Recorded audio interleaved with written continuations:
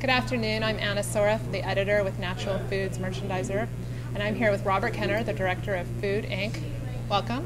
Thanks, Anna. Great to be here. There's a bunch of people in a room next to us watching the film right now as we speak.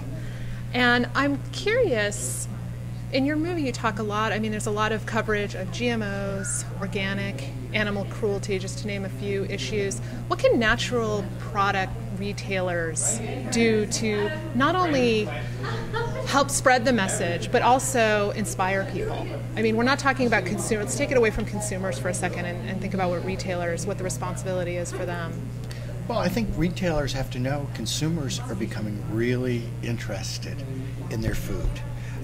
There's been amazing levels of interest. I think it's an exponential movement, the food movement, and it's about numbers of issues. The environment, animal cruelty, social justice for the workers, health, people's health, and corporate and special interests, the power of special interests over the consumer. So I think consumers are looking at food differently. They're just becoming much more conscious of it, and they're really curious to know: is organic really organic? Is natural really natural? Can I believe it? Do these products represent the world that I really care about?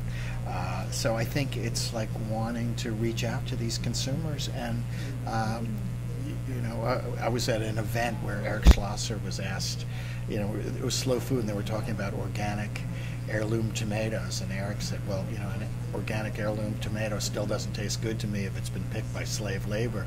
So I think it's a holistic movement ultimately that is evolving, and people are very curious where their food comes from. Okay.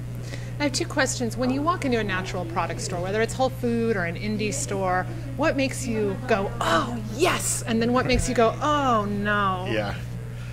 Well, for me, it's the chance to buy good, simple foods that are, whether they're local, regional, and well prepared. Like, we just walked into a local butcher store in Los Angeles, and all the meat was from nearby, or not. Actually, it wasn't all from nearby, but it was beautifully raised, and you felt there was something special. And people are always asking me, where can you get meat in Los Angeles?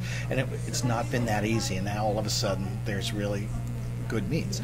I think we should all be eating less meat, but when we do eat it, after making this film, I don't want to eat industrial products, whether it's chicken, meat, tomatoes, or strawberries.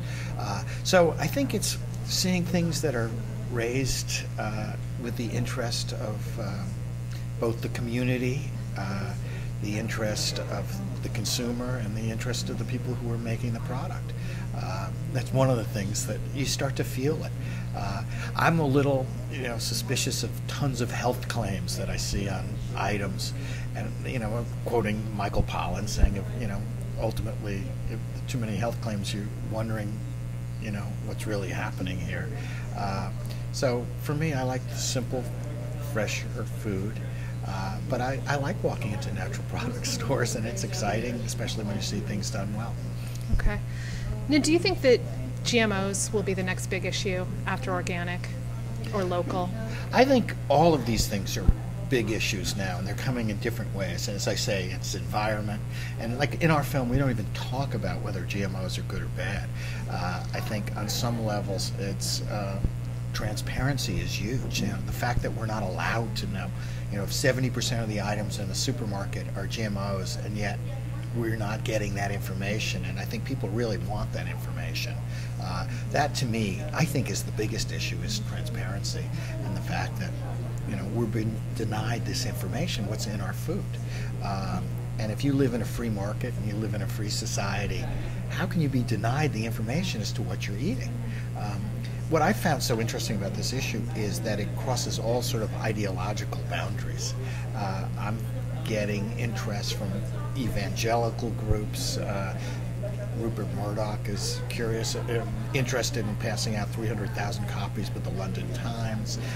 It goes across all lines. People want to eat good food. So I think that's the big thing to begin with. But it's coming on lots of levels, whether it's obviously the animal cruelty issue is a big one. Social justice is big. Environment is huge. We can't If you believe in peak oil, the system of industrial production can't go on. So hopefully the natural production, the natural food production, will be a more sustainable model, because I think that's going to be of interest to people, that it can be sort of more connected to a means of production that is sustainable is going to be important to the consumer, I think. Okay. Robert Kenner, Director of Food, Inc., thanks for talking with us today. Thanks.